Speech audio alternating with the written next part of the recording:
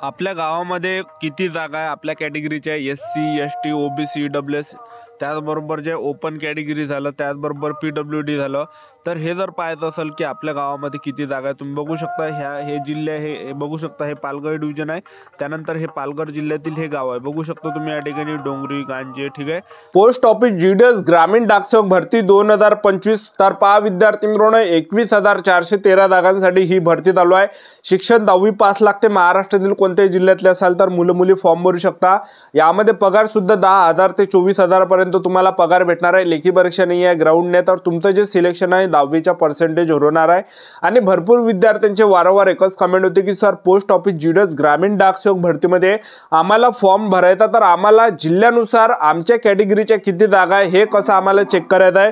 जसं एस-सी कॅटेगरीच्या कोणकोणत्या जिल्ह्यामध्ये किती जागा आहे, एस-टी कॅटेगरीच्या कोणकोणत्या जिल्ह्यामध्ये किती जागा आहे, ओ-बी-सी कॅटेगरीच्या कोणकोणत्या जिल्ह्यामध्ये किती जागा आहे, त्याचबरोबर ई-डब्ल्यू-एस कॅटेगरीच्या कोणकोणत्या जिल्ह्यामध्ये किती जागा आहे, त्याचबरोबर यू-आर कॅटेगरीच्या कोणकोणत्या जिल्ह्यामध्ये किती जागा आहे, पी-डब्ल्यू-डी कॅटेगरीच्या कोणकोणत्या जिल्ह्यामध्ये किती जागा आहे हे कसं चेक करायचं आहे, जेणेकरून तुम्हाला सुद्धा एक अंदाज लागणार आहे की आपल्या जिल्ह्यामध्ये आपल्या कॅटेगरीच्या किती जागा आहे, ओबीसी कॅटेगरीच्या किती जागा आहे, एबीपीएमच्या किती जागा आहे ओबीसी कॅटेगरीच्या, त्याचबरोबर एस-सी कॅटेगरीच्या एबीपीएमच्या किती जागा आहे. तर हे कसं आपल्याला चेक करायचं, तर आजच्या व्हिडिओच्या माध्यमातून स्टेप बाय स्टेप सांगणार आहे, जेणेकरून फॉर्म भरताना तुम्हाला सुद्धा एक अंदाज लागणार आहे की आपण या ठिकाणी कोणत्या जिल्ह्यामध्ये फॉर्म भरला पाहिजे, जेणेकरून आपल्या कॅटेगरीच्या तिथं किती जागा आहे, जेणेकरून आपल्या त्या ठिकाणी सिलेक्शन होणार आहे. तर याबद्दल माहिती सांगणार आहे. आपल्या जिल्ह्यानुसार जागा कशा चेक करायच्या, आपापल्या जिल्ह्यामध्ये किती जागा आहे कॅटेगरीनुसार, याबद्दल माहिती सांगणार आहे. आजचा व्हिडिओ खूप महत्त्वाचा होणार आहे. व्हिडिओ शेवटपर्यंत बघा आणि व्हिडिओला आताच लाईक करा. आणि तुम्हाला 10वी मध्ये किती पर्सेंटेज आहे हे या व्हिडिओ खाली कमेंट बॉक्समध्ये लिहा. आणि तुम्ही आपला व्हिडिओ कोणत्या जिल्ह्यातून पाहून राहिले हे नक्की या व्हिडिओ खाली कमेंट बॉक्समध्ये लिहा, जेणेकरून मला सुद्धा वाटणार आहे की आपला व्हिडिओ कोणकोणत्या जिल्ह्यापर्यंत पोहोचून राहिला. आपल्या गावामध्ये किती जागा आहे आपल्या कॅटेगरीच्या एस-सी, एस-टी, ओ-बी-सी, ई-डब्ल्यू-एस त्याचबरोबर जे ओपन कॅटेगरी झालं, त्याचबरोबर पी-डब्ल्यू-डी झालं. तर हे जर पाहायचं असेल की आपल्या गावामध्ये किती जागा आहे, तुम्ही बघू शकता हे जिल्हे हे बघू शकता, हे पालघर डिव्हिजन आहे. त्यानंतर हे पालघर जिल्ह्यातील हे गाव आहे. बघू शकतो तुम्ही या ठिकाणी डोंगरी, गांजे, ठीक आहे. तर हे गाव आहे. तर असे आपल्या गावामध्ये किती जागा, असं कशा प्रकारे आपल्याला चेक करता येणार आहे हेच तुम्हाला आजच्या व्हिडिओच्या माध्यमातून सांगणार आहे. तर सर्वात अगोदर आपल्याला हे जर चेक करायचं असेल की आपल्या गावामध्ये किती जागा आहे, तर सर्वात अगोदर तुम्हाला काय करावं लागणार आहे, क्रोम ब्राउझरमध्ये यावं लागणार आहे. आणि इथं तुम्हाला काय सर्च करावं लागणार आहे, पोस्ट ऑफिस जीडीएस. तर मी या ठिकाणी पोस्ट ऑफिस जीडीएस सर्च केलेला आहे, ठीक आहे. आणि पहिली वेबसाईट या ठिकाणी येणार आहे जीडीएस ऑनलाईन. याच्यावर तुम्हाला क्लिक करायचं आहे. याच्यावर जसं क्लिक केलं तुम्ही तर थोडं खाली यावं लागणार आहे. इथंसं तुम्हाला राज्य दिसत आहे, ठीक आहे. तर इथंसं आपलं महाराष्ट्र राज्य तुम्हाला दिसत आहे. बघू शकता हे महाराष्ट्र राज्य, याच्यावर तुम्हाला क्लिक करायचं आहे. याच्यावर जसं क्लिक केलं आता तुम्ही बघू शकता हे सर्व जिल्हे आलेले आहे, ठीक आहे. तर या ठिकाणी खाली काय आहे, सिलेक्ट डिव्हिजन. तर इथं काय करायचं आपल्याला, सर्वात अगोदर क्लिक करायचं. तर आता अहमदनगर, अहिल्यानगरमध्ये आपण पाहूया. बघू शकता तुम्ही या ठिकाणी, तर इथं 22 जागा आहे टोटल, ठीक आहे. त्यानंतर त्यानंतर जे अहिल्यानगर नंतर मी अकोला तुम्हाला दाखवतो.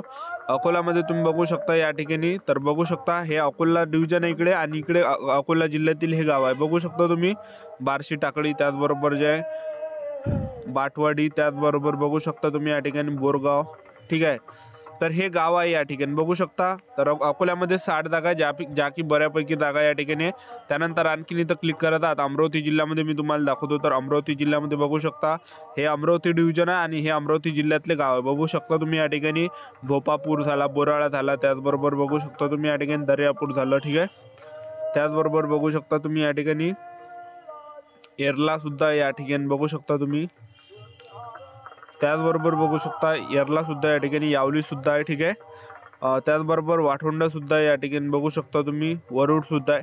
तर अशा प्रकारे आपण चेक करू शकतो. त्यानंतर बघू शकता तुम्ही या ठिकाणी छत्रपती संभाजी महाराज नगर. तर या ठिकाणी बघू शकता तुम्ही हे संभाजी महाराज नगरमधील गाव आहे. बघू शकता गोरज झालं, हरसूल झालं, ठीक आहे. त्यानंतर मिलीवाडा झालं, त्याचबरोबर नेर झालं, त्याचबरोबर हरेलगाव झालं, ठीक आहे. त्यानंतर नेक्स्ट बारामती डिव्हिजनला बघू शकता तुम्ही.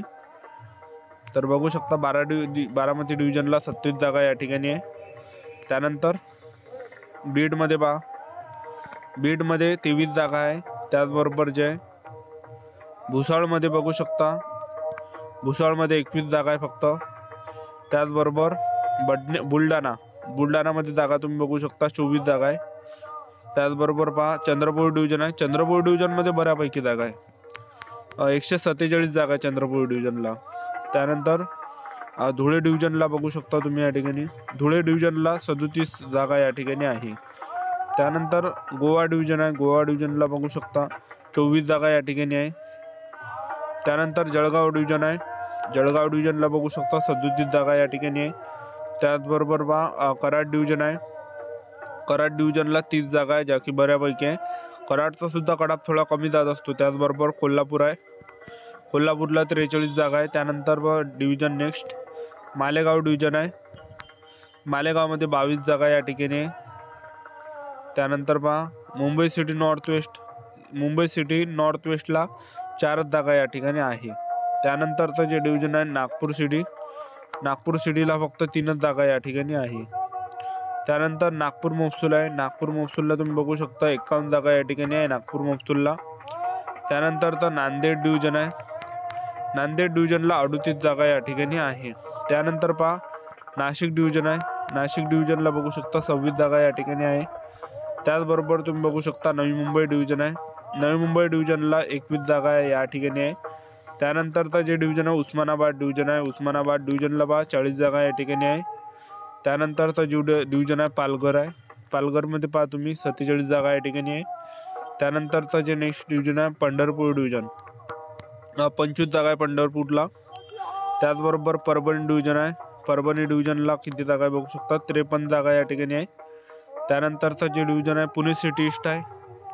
पुणे सिटी ईस्टला 16 जागा या ठिकाणी आहे. ठीक आहे. त्यानंतर पुणे सिटी वेस्ट आहे. पुणे सिटी वेस्टला बघू शकता 4 जागा या ठिकाणी आहे.